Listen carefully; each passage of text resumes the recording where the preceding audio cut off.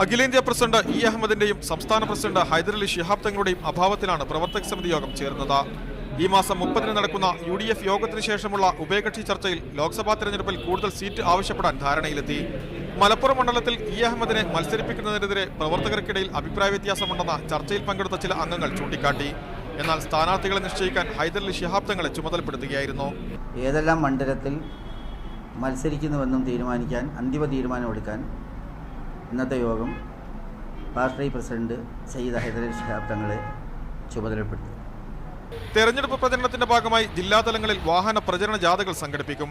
ഫെബ്രുവരി 2-ാം വാരത്തിൽ പോഷക സംഘടനകളുടെ സംസ്ഥാന കൺവെൻഷനുകളും 3-ാം വാരത്തിൽ ദലിത് ലീഗിന്റെ സമ്പൂർണ്ണ കൺവെൻഷനും നടത്തും. മുസഫർ നഗറിൽ ബൈത്തുറഹ്മാൻ മാതൃകയിൽ വീടുകൾ നിർമ്മിച്ചു നൽകും.